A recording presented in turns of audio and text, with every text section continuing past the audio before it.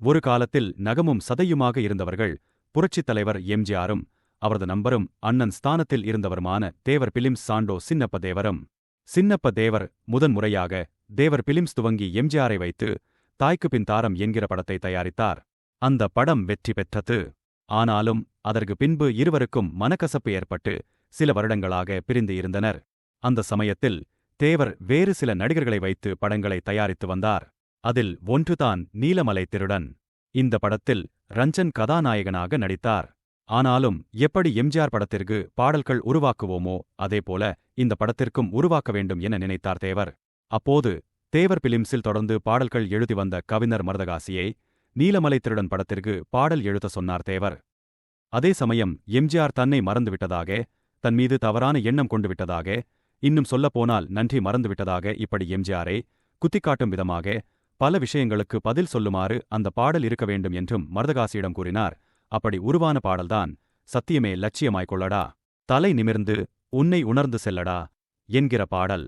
அந்த பாடலில் குள்ளநரி கூட்டம் வந்து குறுக்கிடும், நல்லவருக்கு தொல்லை தந்து விரட்டிடும், நீ எள்ளளவும் பயம் கொண்டு கலங்காதடா, அவற்றை எமன் உலகுக்கு அனுப்பி வைக்க தயங்காதடா என்கிற வரிகள் இடம்பெற்றன.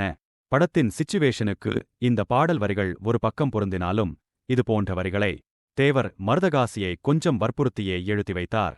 அதனால் வேறு வழி இன்றி கட்டாயத்திற்காக இந்த பாடல் வரிகளை எழுதினார் மருதகாசி. ஆனாலும் எம்ஜிஆரின் மனதை புண்படுத்தும் விதமாக நாம் பாடல் எழுதிவிட்டோமே என்கிற வருத்தம் அவரிடம் தொற்றிக்கொண்டது. அதன் பிறகு வந்த நாட்களில் சில வருடங்களுக்கு எம்ஜிஆரும் மருதகாசியும் இணைந்து பணியாற்றவே இல்லை. ஆனால் எம்ஜிஆரை பிரிந்ததாலோ என்னவோ மருதகாசிக்கு வாய்ப்புகளும் குறைந்தது. பொருளாதார ரீதியாக சரிவையும் சந்தித்தார். அவருக்கு ஏற்கனவே 9 பிள்ளைகள். அவர்கள் அனைவரையும் வளர்க்க பெரும்பாடுபட்டார். அப்போது திராவிட முன்னேற்றக் கழகத்திலிருந்து நீக்கப்பட்டு அதிமுக என்கிற தனி கட்சியை எம்ஜிஆர் தொடங்கியிருந்த நேரம். அதன் பிறகு 1972 இருந்து 1977 வரை கிட்டத்தட்ட 17 படங்களில் நடித்தார் எம்ஜிஆர். அப்படி 1975 இல் பாநீலகண்டன் இயக்கத்தில் உருவான படம்தான் நினைத்ததை முடிப்பவன். இந்த படத்தில் இடம்பெறும் ஒரு சிச்சுவேஷனை கூறி பாடல் எழுத சொன்னபோது கவியரசர் கண்ணதாசன், வாலி உள்ளிட்ட பல பாடல் ஆசிரியர்கள் எழுதினாலும் அந்த பாடல் சரியாக அமையவில்லை. எம்ஜிஆரும் அவற்றில் திருப்தி அடையவில்லை.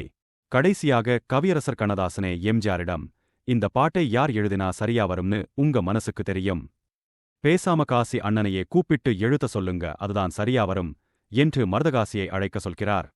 கண்ணதாசனே இப்படி யோசனை சொன்னதும் இதற்கு முன் மருதகாசி தன்னை தேவர் பிலிம்ஸ் படத்திற்காக மனம் நோகச் செய்து பாடல் எழுதினார் என்கிற நினைப்பை எல்லாம் மறந்துவிட்டு மறுநாள் மருதகாசியை தனது இல்லத்திற்கு அழைத்து வரச் சொல்லி உதவியாளரிடம் சொல்லி அனுப்புகிறார். பல வருட இடைவெளிக்கு பிறகு மீண்டும் எம்ஜிஆரின் ராமாவரம் தோட்டத்திற்கு கொஞ்சம் தயக்கத்துடனே வருகிறார் மருதகாசி. எம்ஜிஆர் எதையும் மனதில் வைத்துக் கொள்ளாமல் அவரை கைகூப்பி வணங்கி வரவேற்று ஆறத் தழுவி, எப்படி இருக்கீங்கண்ணே? தம்பி, நான்தான் ஏதோ பேசாம இருந்துட்டேன். நீங்க இந்த தம்பியை மறந்து விடலாமா? சரி விடுங்க, போனதெல்லாம் போகட்டும். பிள்ளைங்க எப்படி இருக்காங்க? பிள்ளை எதிர்காலத்துக்கு ஏதாவது சேமித்து வச்சிருக்கீங்களா என உடன் பிறந்த சகோதரர்கள் போல நலம் விசாரித்தார். உங்களை மாதிரி நல்ல இதயங்களை தவிர வேற எதையும் சேமிக்கல தம்பி என்று நான் தழுதழுக்க கூறினார் மருதகாசி. அதன் பிறகு அவரை டிபன் சாப்பிட டேபிளுக்கு அழைத்துச் சென்றார் எம்ஜிஆர். மனைவி ஜானகியிடம், அண்ணன் விரும்பி சாப்பிடும் பலகாரத்தை தயார் பண்ண சொன்னேனே, அதை முதல்லவை என்று சொல்ல ஜானகி அம்மையாரும் மருதகாசியின் நிலையில் அவர் விரும்பி சாப்பிடும் அந்த பலகாரத்தை வைக்கிறார்.